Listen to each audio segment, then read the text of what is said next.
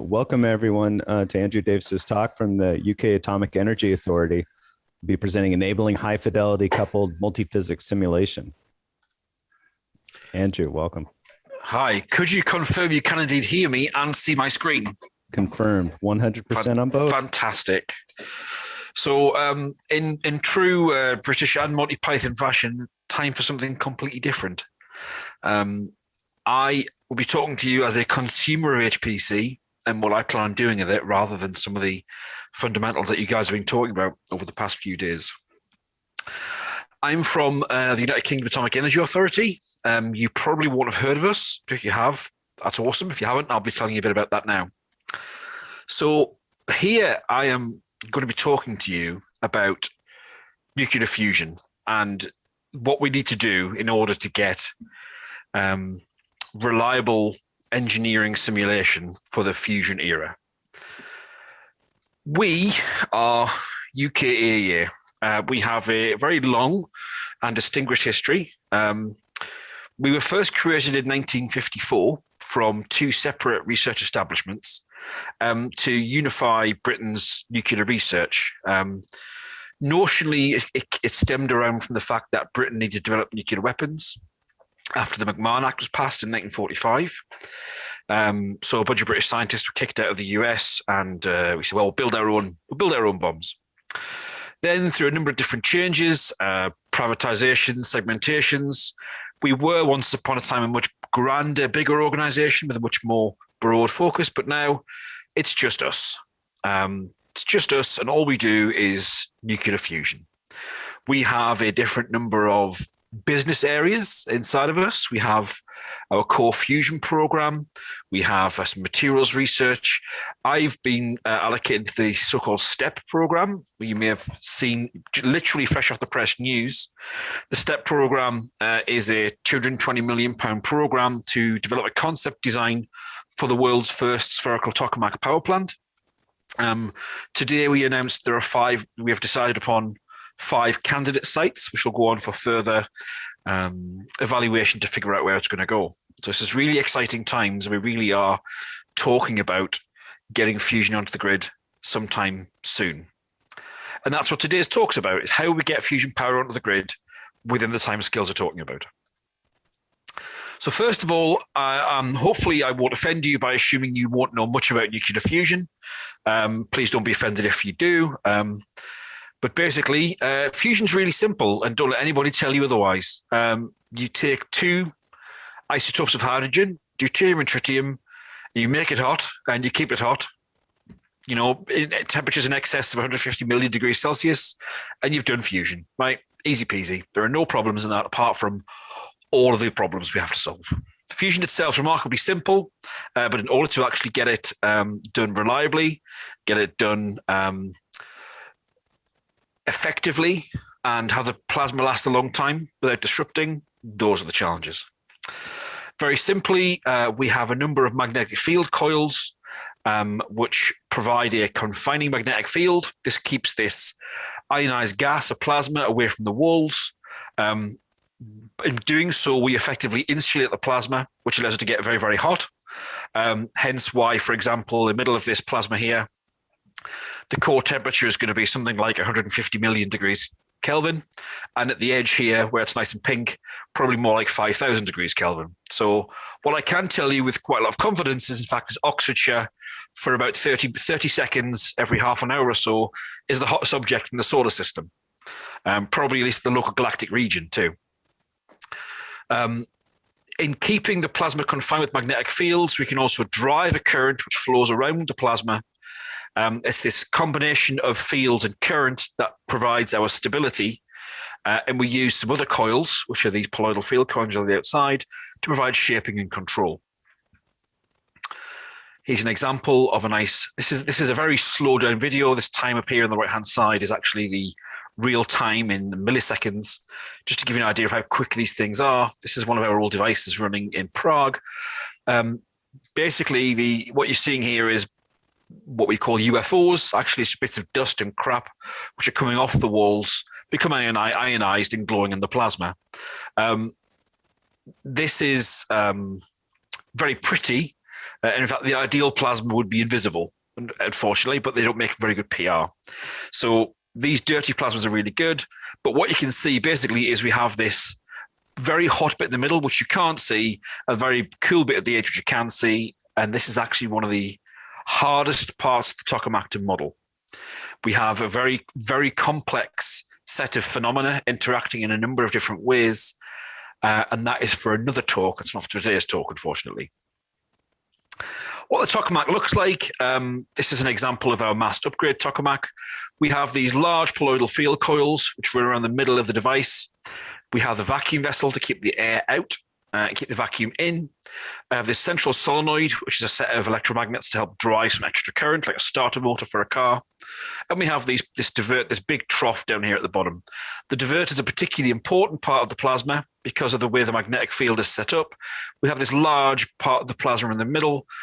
And during operations, the magnetic field is such that any particles that do leave confinement end up getting trapped in the magnetic field and end up getting diverted down here to the diverter, hence the name.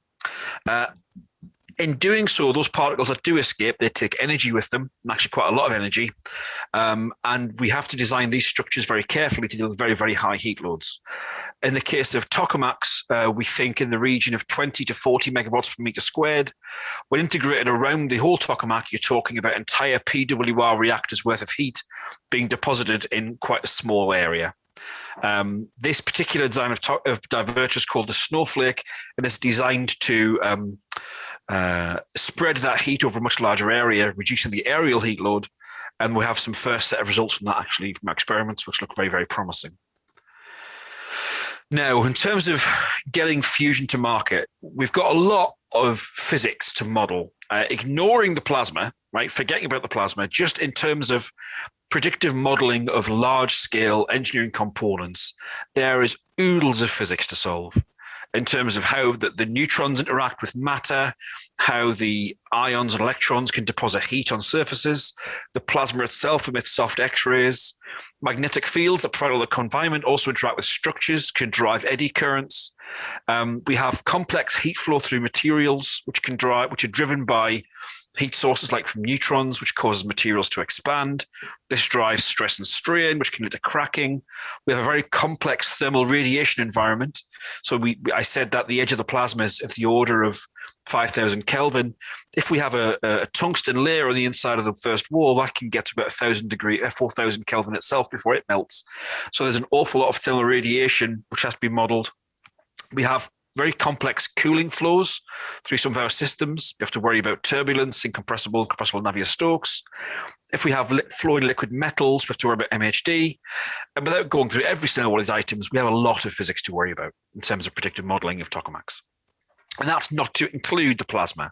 So just the actual device itself is quite a modeling problem. Never mind the plasma, which is itself its own challenge. If we focus now briefly on materials, which are a very common problem, we have to build our reactor out of stuff, of course. If we are indeed interested in the large scale simulation of a device, then we actually have to worry about a range of smaller scales in order to do predictive modeling, right? If we only ever live in what's called a linear elastic regime, which is where you can push a material to its elastic limit and then go back again, you will never suffer plastic deformation and life is easy. Well, that's probably not fair. Life is simpler. In reality, because of radiation-induced damage and because of thermal fatigue, we will end up going beyond the elastic limit and the plastic regime, which is when we have to start worrying about things like crystal plasticity finite element modeling to worry about what the microstructure does, as this will have to provide corrections for the stress and strain fields. Those themselves have to be modeled with atomistic Monte Carlo and molecular dynamics to simulate how materials become themselves damaged. The neutrons that are produced in fusion are very energetic. They come in like a cannonball and can provide a range of displacement damage. So the complexity here is this is an example of an ion. This is the displacement cascade caused by an ion moving through material. All these green things you see are displaced atoms. Now, one of the interesting things here is that any one displacement cascade kind of recombines. You see this cloud kind of goes back to normal, and you're actually left with quite a few. The greens are displaced and the reds are what are called interstitials. These are atoms that are stuck in the wrong place. But you can see most of that damage went away. But over repeated cycles, that damage builds up and builds up and builds up as an extra source of mechanical strain. So materials modeling itself is a multi-scale problem if you want to care about the whole thing, and that pretty much defines a problem for everything. Most of the modeling we're interested in is multi-scale. We have this large-scale device, which is frankly huge, 20 meters across, 20 meters in radius, sorry, and 20 meters tall. But yet we have to worry about the microscopic deformations of materials and microscopic interactions. So we can formulate our thinking around a number of challenge areas. So the diverter is the piece at the bottom of the tokamak that I told you about earlier on. There's an awful lot of integrated physics that goes on. But ultimately, our concern here is we want to be able to understand all the phenomena that are occurring to our equipment in order to predictively model it. So we can show, one, we understand everything that's happening, and two, predict when it's going to fail. So inside of these large steel boxes, you have lots and lots of cooling channels. You have lots of concurrent processes, magnetic fields, strong thermal gradients that we have to worry about. So we can consider this as challenge area one. We want to understand all of the processes that define the deformation of our diverters. The next one with blankets. In ITER, which this is a picture of, which is the reactor busy being built in the south of France, these blankets provide just heat extraction, basically. They are protection. In a fusion power plant, these also have to produce tritium, which is the fuel that we put in the reactor in the first place, and also it is the place where you drive your energy economy. This is the primary furnace for the generation of heat, which is then used to drive your turbines and do all your wonderful Victorian steam cycle. So we can consider the understanding of the tritium's production and its diffusion and its loss. This drives the fusion economy and the actual production of high-grade heat. This is also where the economy of your fusion reactor, your running economy of reactor is. And of course, let's not forget about the magnetic fields. The magnets are themselves an interesting challenge in terms of modeling, and the modeling of electromagnetism in general for large-scale devices is a challenge. What would best look like? So where would we like to be? So in 2040 is when our reactor is notionally going to put power on the grid. Imagine a situation where all is well and believe it or not, we're ahead of schedule, right? And under cost. Amazing. The taxpayer is going to be thrilled. But there's an unfortunate problem, which is the company that's manufactured the last component didn't manufacture it to specification as designed. We would like to be in the situation by 2040 that we can fully model the consequences of that incorrectly manufactured component and its effect on the whole device. Because in fusion, we are a very tightly coupled problem where you can't often consider that component in isolation. You have to consider that component alongside all the components around it. So we really have to be able to understand the system as it was designed and as it was built and as it was operated. And you can see, for any of you who've been thinking about digital twins, this is like a large-scale digital twin kind of problem. But it's complicated because of all these different forces and effects that mitigate the understanding and simulation of these phenomena. For us, what that means is by 2040, we have to have increased capacity for prediction. We have to have a whole series of validation done to make sure that our complex multiphysics-driven simulations are correct. We need to integrate uncertainty so we can have some confidence in those simulations. Potential versioning of digital twins as designs change and come in, and a whole slew of geometric interoperability, because fundamentally the different physics at play requires different definitions. Some require traditional finite element definition, some require a surface mesh-based approach, and there will be more. So how we achieve the level of fidelity and concurrent geometric interoperability is a challenge.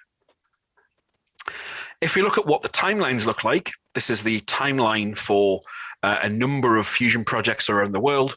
Some of these are devices that will never get built. These are planned or hypothetical timelines, and some of these will. So, for example, ITER will have its first plasma sometime around 2032, I believe, and its probable first DT shot that we're interested in sometime around 2037. I'm sorry. That device is being constructed. There is a potential Chinese device which will get built. And there was the Spark device busy being built by CFS in Massachusetts.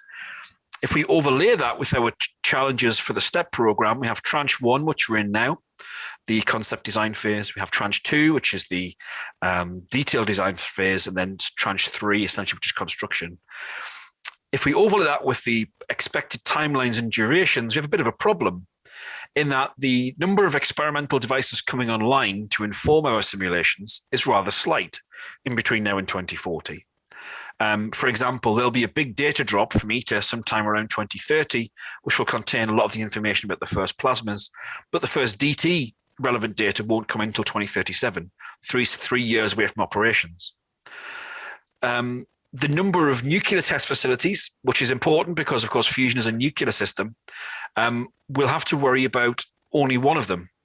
And there are arguments as to the validity of the utility of some of the data may come from it. We'll have a range of non-nuclear test facilities. These will come in at various relevances for the fusion environment in terms of magnetic field strength, temperatures, cooling flow rates, types of coolant, and so on. So the point here is that there will be a limited set of experimental data, which may be far from the expected operational range of a future tokamak, future fusion device. So we are in a rapid phase now where we need to understand and make the different kinds of physics talk as we need, and validate those against the experiments we have, knowing how those sets of validation data impact our future operational environment. So, for example, here, we may have a bunch of codes which we consider to be validated, but actually when we start using them for a prediction, there may well be a missing set of experimental data. So this is where the uncertainty quantification part comes in. We will have to expect that we will qualify the first fusion reactors almost entirely in silico with a minimum set of experimental data. So how we do that efficiently is going to be one of our major challenges. And this is where the work I'm talking about comes in. So if we look at how we design things now, an engineer typically will run his calculation on the desktop. Typically, he won't be an HPC user, doesn't care about HPC, it's not on his roadmap. The COTS vendors sell him a program which runs on his desktop, and we have to worry about HPC. So when they come up with a problem, they have to make a range of approximations. We can't model the whole device.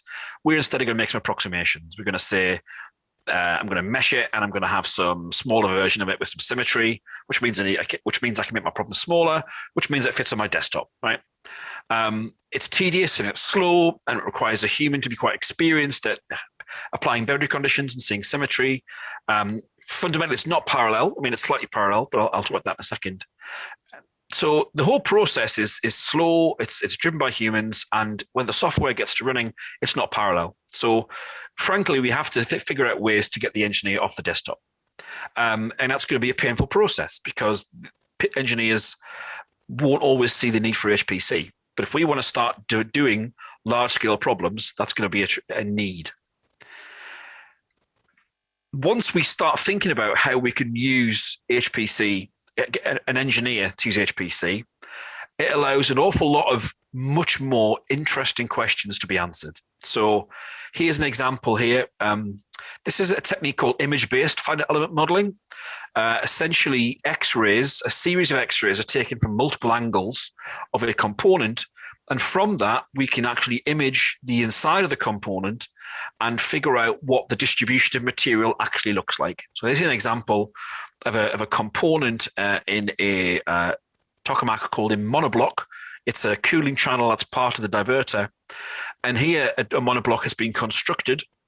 It's actually been literally physically made, it's been manufactured, formed, welded, sealed, and so on. And here we get to see what the material actually looks like. Okay, just for reference, this entire sample is about 5 centimeters across.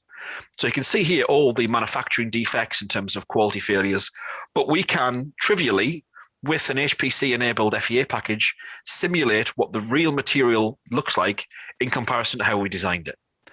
And going forwards, that's going to be a really, really important thing.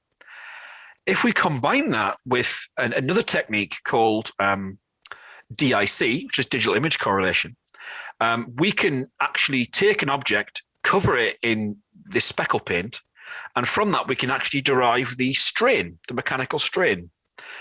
The combination of these image-based finite element measures and DIC allows you to really qualify what a real component looks like in a high level of fidelity. However, in order to do this, we have to change fundamentally the way we do things, because the sheer number of elements that arise from an image-based finite element simulation dwarfs what the traditional FEA package is capable of doing. So we have to, if we do want to go to modeling an entire image-based component, we necessarily have to move away from the traditional way of doing things to something HPC-based, MPI, threaded GPU accelerated for performing these kind of calculations. Just for reference, this was an image-based calculation done on about, I think about 1,000 cores. So we definitely know moving towards the as-designed system, modeling the entire system as one, it is achievable. We've done it with one of our components. This is what's called an ICRH antenna. We wrote a special preprocessor to do this, to do it in parallel. We did in what would normally take a manual process a day or so, we could do in around about 2 hours in parallel using the system, which really changed things. But that's not the real takeaway. The real takeaway is some chaps in the University of Cambridge, I'm sure Paul will know them, Chris Richardson and Garth Wells, were able to take this impeller from a jet engine and run it with the second order problem with 25,000 CPUs and get the entire simulation done in a wall clock time of 400 seconds. So getting to real systems is entirely feasible. It's not a pipe dream. It's not imaginary. We can do it now. What we really have to do is now, from our perspective, is add more physics, right? So our problem is that we have a very complicated, fully connected system. Many engineers can chop the system up into smaller bits and submodel them. If we want to move to a whole system approach, we can't do that. So we need a scalable coupled FEA framework which covers a whole range of physics. It needs to be massively scalable. We need to have demonstrated scalability beyond hundreds of thousands of cores. And I think it needs to exascale, at least gaze at the exascale, by which I mean it may not be exascale already now, but it certainly should have aspirations in that direction, whether that's adding support for GPU or new novel solution techniques, but it's got to be at least be able to scale on today's hardware. Where our challenge comes is that if you look at the ideal partitioning, splitting up our large problem for a multi-physics problem, it's not ideal because different physics would ideally like different communication strategies and shapes, which that's a challenge. We are experimenting with a tightly coupled framework rather than a federated model. So a federated model would be I take code A and I couple it to code B, and I take the results of code B and couple that to code C. That necessarily implies a view of coupling, which I'm not convinced will work for us. So we are taking a different approach, which is we're going to try and solve all the same physics in the same place in one system rather than to pass between different codes. We still need some degree of semi-federation, coupling in specific physics packages when we need them, but the ideal would be to have all the physics in one place at one time. We still need to figure out how we're going to do it, but I can tell you what we're trying currently. So I mentioned scalability earlier on. We know that the current generation of COTS mechanical solvers don't scale well with increasing number of cores. This is because they use a direct solve, particularly of solving the matrices, which means that very quickly you get to a point where you keep adding more CPUs and you get no change in performance. This example here is a calculated example from, I think, 2 or 3 years ago, where we look at these diamonds, which are a commercial solver, which gets a couple of times speed up to about 30 cores. And we look at this open source solver called Parafem, which has taken a problem which is 84 times bigger and achieves a much better speed up as a function of the number of cores. There's still some departure from linearity. This is unfortunately the nature of mechanical calculations. But if there are people who want to work with this or making that better, that would be a very interesting thing. Here's another example from comparing a direct solve and other preconditioned iterative solves. Again, you see a speed up which hits a wall, and some of these iterative solves can scale out a bit more. What are we trying? Well, we know we need scalability in multiple dimensions. So there's what I would call vertical scalability, which is I want to throw more cores at the problem, or I want to solve big problems. And there's horizontal scalability, which is I want to solve multiple problems at the same time. And we need both, frankly. We need to be able to do lots of design studies, potentially, for a number of reasons. It may be for uncertainty quantification, it may be for parameter scans and other kinds of optimization. And we also need large scale capability, which is to say, I've got a lot of physics going on in my very complicated problem. I need to be able to solve that. We're looking at a range of technologies. So for example, here we have Moose, Phoenix, DL2, Nectar++, MFEM, and Joom, a range of finite element based solvers.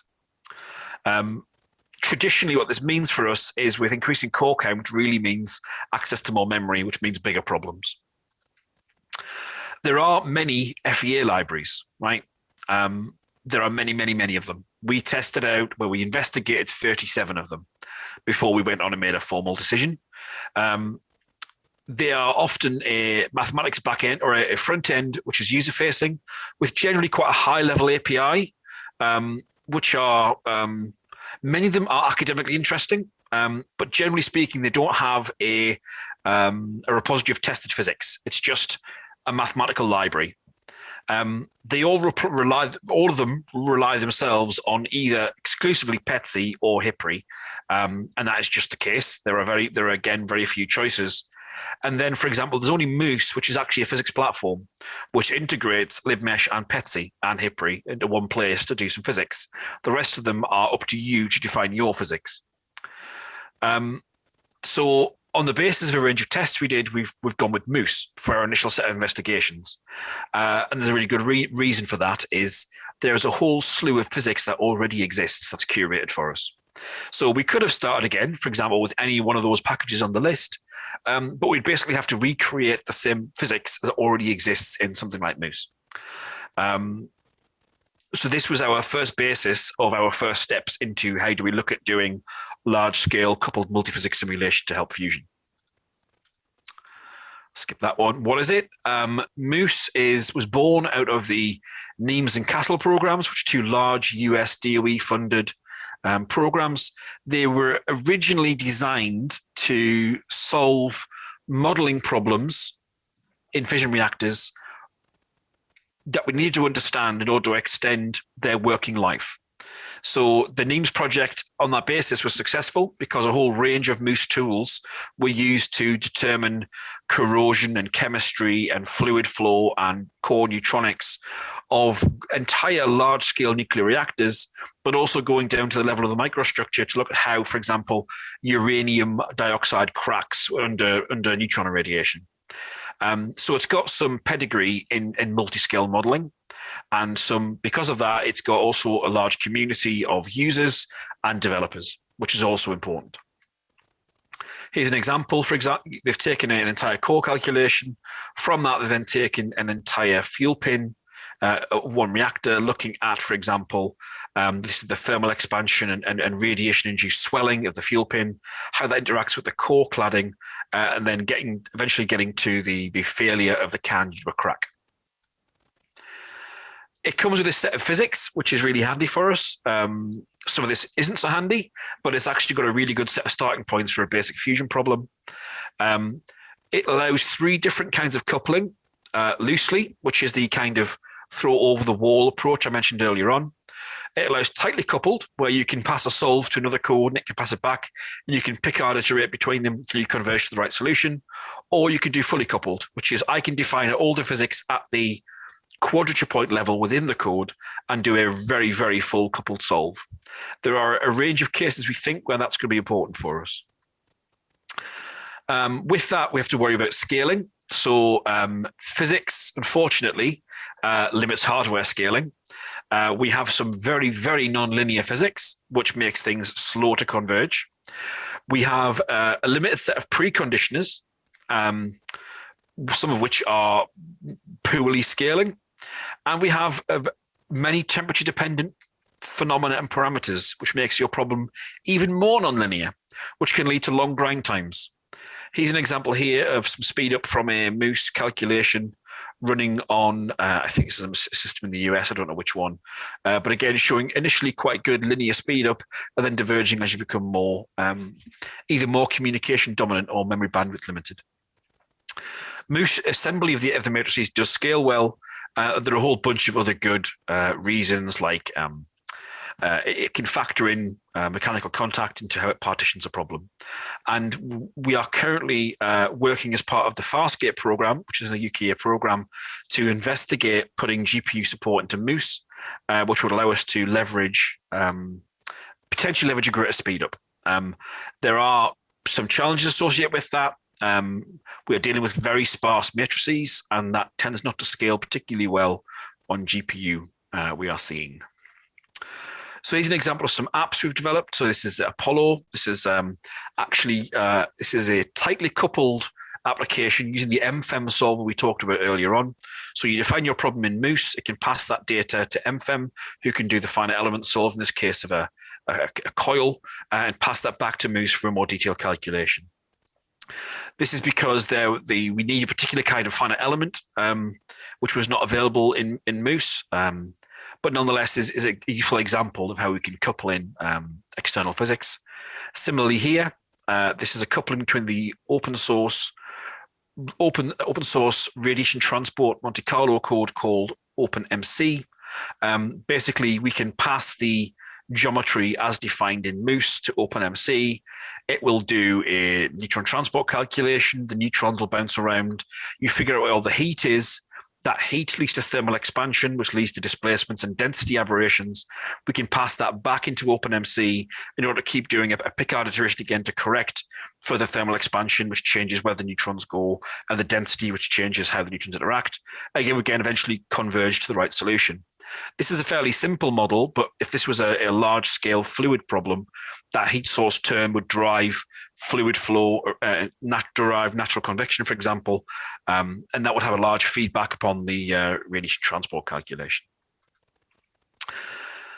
We talked earlier on about how important uncertainty quantification is. Here, we've wrapped the Moose tool using a tool called ezVuq, which allows us to, for example, in this case, we have some uncertainty and some model parameters compared to these experimental data points, which are crosses, and we would be able to perhaps do some Bayesian updating to reduce the uncertainty in some of those model parameters. But the key thing here is to enable engineers to move from necessarily a safety factor view of the world, perhaps to a more data-centric approach where they can use uncertainty in their calculations. We get a real feeling for what the uncertainty is. Here's an example of some initial investigations we've done. This is a breeder blanket pin. We have some first wall and some structure. This is where all the heat's being generated heat passes through the first wall from the plasma, and there's heat generated in some of these structures. We have a very fast flowing gas coolant flowing up the middle of this pipe. Here we see the temperature field from that calculation, and here we see the velocity field. So the point to take away here is that the velocity, many engineers run calculations with turbulence models. You would lose a lot of what was going on in the turbulence model if you did that rather than actually look at the LES, the large eddy simulation, and you can see all the vorticity and the swirling that the gas actually does. This blanket design was created especially to enhance those effects, to demonstrate the importance of doing this kind of calculation. We have challenges in geometry. So you saw the scale of the geometry earlier on. We have problems in terms of it's very big. So setting up a problem can take a long time. We need to find ways that we can reduce the time it takes us to actually get the metadata for the problem defined. We have problems in turning that geometry into a form suitable for consumption by some of the physics analysis codes. For example, meshing is largely a human-driven serial process. So if we want to get to the stage where we can automate processes, automate the running of simulations, we need automated meshing, we need automated metadata, or as automated as possible, and ideally parallel meshing. So because of the scalability of our solvers, we start to care less about the number of degrees of freedom in the problem because the solvers scale well. We instead would just say, let's just mesh it as many elements as you want. Normally you try and minimize those. That in itself is a problem. Is we have meshes which are parallel. For example, there's a code called psculpt from a company called Coreform. Their mesher essentially puts in bounding boxes over the geometry and uses that to resolve overlaps. It results in an all hexahedral mesh, which is great, but it doesn't actually preserve curvature, which is really important for mechanical calculations. The bigger our problems get, the more elements they are, the bigger the meshes, the longer it takes to transfer them, especially if you're talking about a transient simulation where you've got lots of time steps. How we deal with, well, we can't rely upon moving data around anymore. I think this is going to be we already know this is a problem for the exascale, but how we can start doing more in situ visualization for us is getting to crisis point for me now, frankly. Currently, Coreform trellis is our basis mesher. It's cheap and robust. We're playing with things like Gmesh, which is an open source mesher, we're getting better at getting real geometry into it. It's got a parallel tetrahedral mesher, so that's starting to become quite useful. And we've been playing with something called ftepwild, which is an incredible program that's come out of some research from, I think it's Brown University, and it can literally mesh anything. Which is, and I mean that in quite literally. It can literally mesh anything. Here's an example, a sample of problems they have indeed meshed. Oops, these are 10,000 random things from Thingiverse, which are a collection of different things you can print with your 3D printer, and it was able to mesh 99.99% of them first time. There was only one failure, and that was due to because it ran out of memory. And it can do lots of really useful things for us, right? It can include a background mesh. So you've got your complex thing you want to mesh, but you want to do a CFD calculation where you need to define the fluid around it, or you need to define the vacuum mesh for an EM calculation. It can do that. How we can turn this, which is a really interesting, useful academic product, into something we can actually use to solve real big problems in parallel is really, really interesting. Because we are necessarily going with a tightly coupled approach, we have to make some decisions about what we're going to do with that mesh. So we will need to generate a mesh which covers multiple domains, both material and physics at the same time. So for example, an EM problem will naturally cover the entire domain because we need to solve for the electromagnetic field everywhere. A CFD problem only wants the fluid domain. Monte Carlo wants all the domain, but in the surface mesh only. So we've got to be able to deal with either multiple forms of geometry at once, or at multiple fidelity, or we go, I've called Three Musketeers approach, all for one. I'm not sure if there's a better phrase for it, but one super mesh to rule them all, from which we can extract bits as needed. This is an open question. I don't know. We'll have to figure that out. It wouldn't be fair to me to miss out machine learning and AI on an HPC AI conference. Where does that part fit in? That part, from my perspective, from my area, we're still figuring that out. We have used Gaussian processes to explore design spaces. Here's an example of looking at the breeder blanket. The red crosses represented the points of simulation that were done, and these trends are the Gaussian process results showing the uncertainty in the fit. So here's an example. This black square is the design that the human came up with, that they decided this is the one that we're going to go forwards with. But actually the true optimum actually lies further away. Is a really useful example because this is actually quite a high dimensionality problem. There's obviously a clear analog here with uncertainty quantification. If we want to determine the uncertainty in response due to all the different problems we have, this is another potential use. However, the traditional approaches rely upon regular HPC queuing systems to do that, and that's not going to work for us, actually. A traditional DOE result of a design experiment would normally be a sequential process, and we can't make good use of HPC if we do that. So you need to find a way of doing that DOE in parallel, with pre-including some hypercube sampling or something, and having that such that our queue can be aware, and as that uncertainty gets reduced, jobs stop going into the queue, or we add more jobs when we figure out we need to do that. Another interesting use case would be for backup for physics. So one of the things that we already know is transient CFD is really computationally challenging. And with a transient CFD problem, that first time step we take takes a huge amount of time. If your simulation was going to run, say, for 3 days, you could easily spend the first 2.5 days on that first time step, and everyone after that it's actually quite easy to correct for. If instead we could actually provide a really, really good guess of that initial solution, that would save you an awful lot of time. So if you already knew the answer because you've done the calculation before, a similar calculation, you would have to reduce your linear system, your AX minus B, you just start at a much lower residual. If we could do that, actually, that would be good. And if the guess was really, really good, say you were using machine learning to actually guess what your simulation results were without doing simulation. Let's say, for example, you're in a safety critical area where the regulator may not approve of that. There's a really nice use for machine learning where we can actually use it to guess the solution, feed that as the initial solution for your real CFD problem. And if it's right, it will grind quickly to that initial solution and go on. Here's a sneak peek of some large-scale multiphysics. This is the Chimera system at our Yorkshire site. It's a magnetic test facility which contains a large induction heater at the front of the system.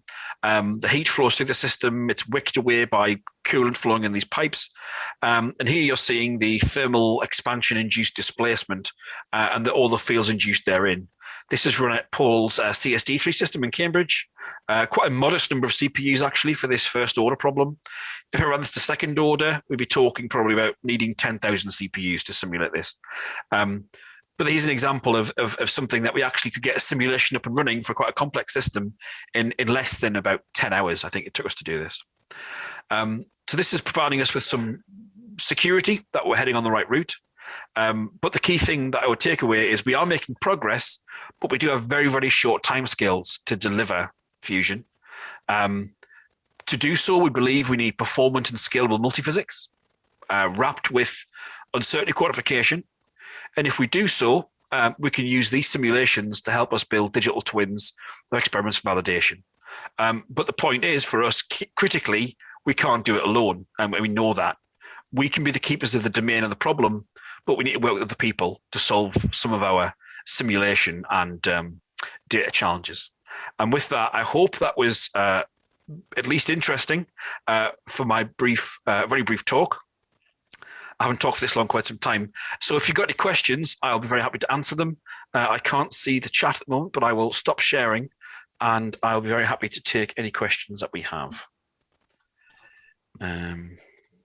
Excellent. So we don't really have any questions except, well, there is one question in terms of if your work is related to Diogo R. Ferreira, who uses machine learning for fusion. No, Diogo, he uses it for predicting, I think, disruptions on JET. So that would be that they have a large, a plethora of experimental data, very noisy data at that, and like he uses it for disruption prediction. Machine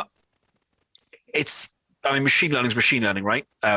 In my case, we would be interested in more in uses of a different use of machine learning, right? In our case, we'd have to build a set of data to use as our surrogate, if you like, to feed in as a basis for future simulation. Kind of similar to how I believe NVIDIA's SIM networks, if you've ever come across SIMnet. And then earlier on in your presentation, you were talking about FEM users on the workstations, and Joseph had just made a comment that to get those users off the workstation, that he advises to talk to the Uber cloud. I've not heard of the Uber cloud. I will have a look. And that's kind of it on the chat and Q&A side of the things. Mark, do you have any questions that you want to pose to Andrew? Yeah, so thanks, Andrew. That was great.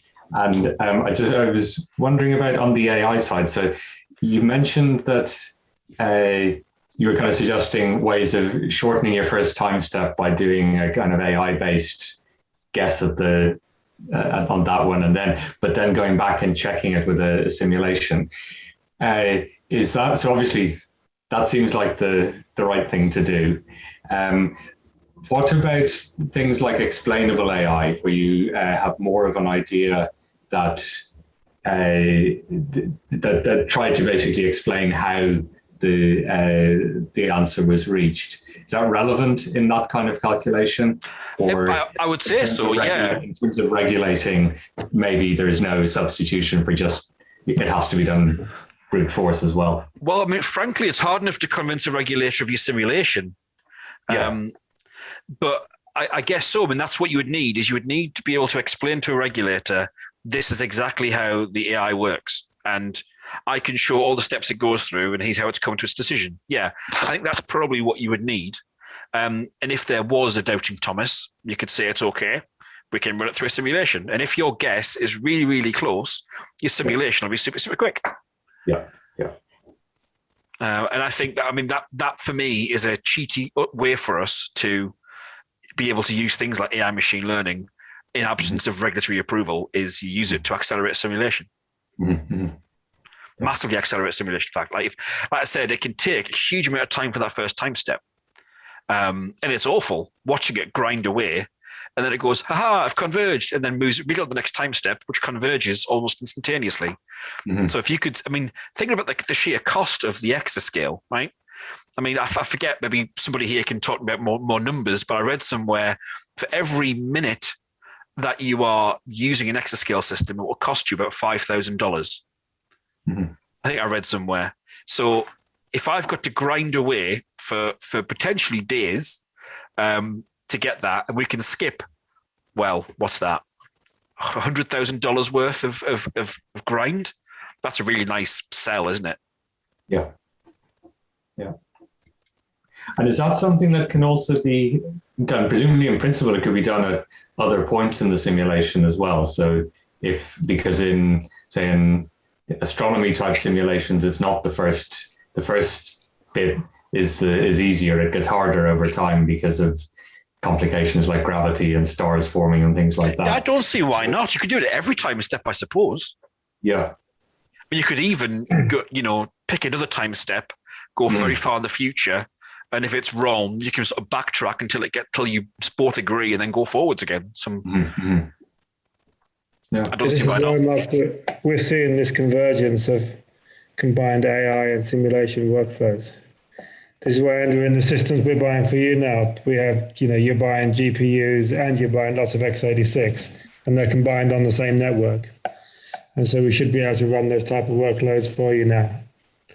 So, the hardware's there, the software just has to catch up. Indeed. And frankly, so do we, right? It's a shame to admit, but in fusion engineering, we're probably 6 or 7 years behind aerospace. I think partly because of the low numbers of people in the field. If you look at, I saw a presentation from a chap at Rolls-Royce from 2014, and he's basically saying almost exactly the same things I am.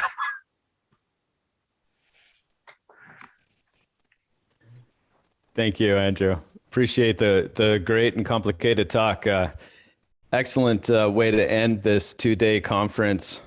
And so with that, Mark, we're at the close.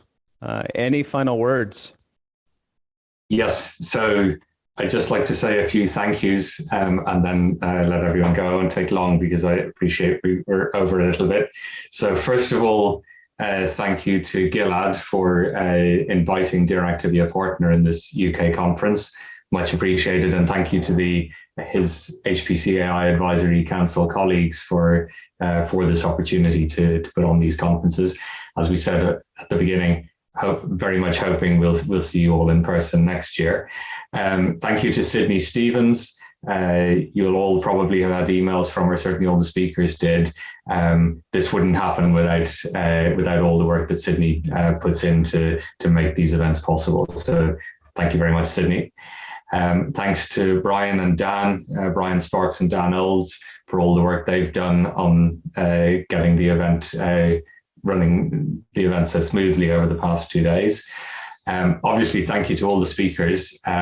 It was a really fascinating program, a great set of talks. So all the talks will be available online, and I would expect that there'll be a lot of interest in people looking at them later on. But thank you. It takes just as much time to prepare a virtual talk as it does to prepare a face-to-face talk, obviously. So I really wanted to thank you all for the time you put into preparing for this.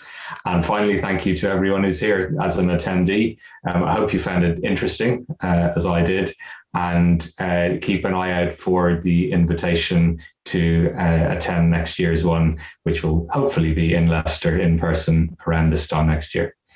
So thank you, everyone. Unless Gilad wants to say anything, I'll wish you all a safe trip back from wherever you're currently sitting to wherever you're going to be sitting next. Gilad got called away to something urgent. So speaking on his behalf, thank you, Mark. Absolutely a pleasure. Really appreciate all the support that DREC has provided us over these past few years. Look forward to in-person next year. I truly believe it's going to happen.